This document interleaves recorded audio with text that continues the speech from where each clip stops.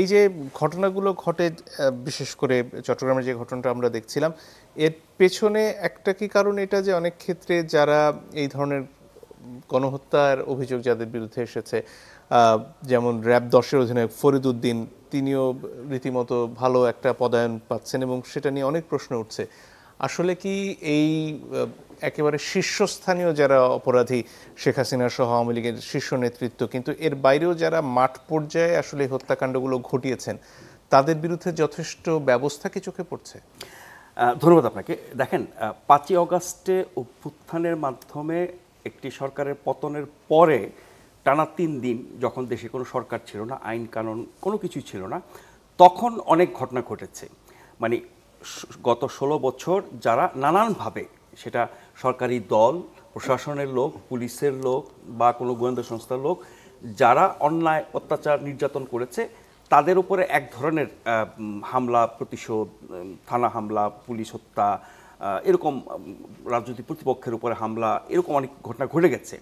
5 মাস পরে এসে এখন ওই ধরনের ঘটনা ঘটার প্রত্যাশিত না।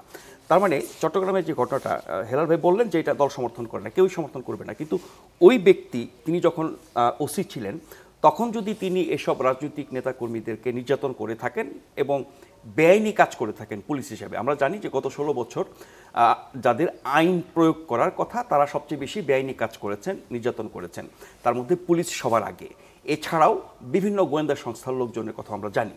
ফলে রাষ্ট্রের বিভিন্ন বাহিনী যারা জনগণের অধিকার নিশ্চিত করার কথা, তারা যখন জনগণের অধিকার হরণ করেছে, নির্যাতন করেছে এবং চরম অন্যায় কাজ করেছে, তাদের বিরুদ্ধে ব্যবস্থা নেওয়াটাই এখন প্রত্যাশিত।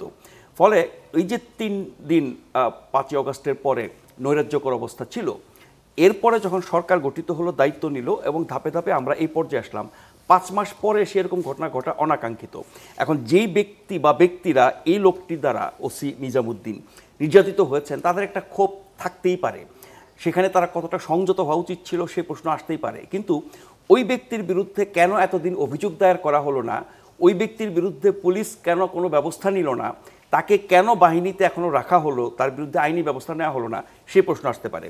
ঠিক একইভাবে আমরা গত 16 বছরের যত রকমের নির্যাতনের কথা বলি, গুম খুন থেকে শুরু করে বহু কিছু, এই কাজগুলোর জন্য প্রধানত দায়ী ছিল পুলিশ, এবং পুলিশের বিরুদ্ধে জনগণই একরকমের ব্যবস্থা নিয়ে ফেলেছে 5ই অগাস্টের পরে। এরপরে বহুদিন লেগেছে তাদেরকে ফিরিয়ে আনতে, এখনও তাদেরকে স্বাভাবিক করা যায় নাই।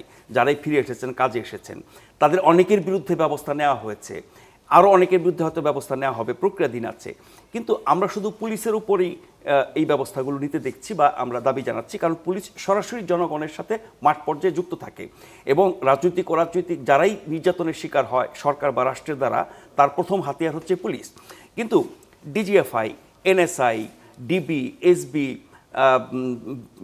পিবিআই, সিআইডি, এই প্রতিষ্ঠানগুলোর, এই সংস্থাগুলোর যারা এই অন্যায় করেছে বিগত সরকারের আমলে, সরকারের নির্দেশে বা স্বেচ্ছায়, তাদের কজনের বিরুদ্ধে ব্যবস্থা নেওয়া হয়েছে? এক জিয়াউল হাসান সম্পর্কে আমরা জানি, আরও যতগুলো সংস্থার কথা বললাম, সামরিক এবং বেসামরিক, সেই সংস্থাগুলোর কারা তখন দায়িত্বে ছিলেন, কারা মাঠ পর্যায়ে হাতে কলমে এই অপকর্মগুলো করেছেন, গুম খুন থেকে শুরু করে যত রকমের অপকর্ম, সেরকম ব্যবস্থা কিন্তু আমরা নিতে দেখছি না।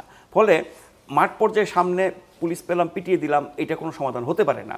কিন্তু আমি বলছি যে মানবতা বিরোধী অপরাধ, নির্যাতন, বেআইনি কাজ এবং যত রকমের অপকর্ম হয়েছে, তার জন্য যেই বাহিনীগুলোকে তখনকার সরকার ব্যবহার করেছে, তাদের সবাইকে আমরা বিচারের আওতায়, জবাবদিহিতার আওতায় আনতে পারছি কিনা, সেই প্রশ্ন এখন রয়ে গেছে। প্রধান, আপনার কাছে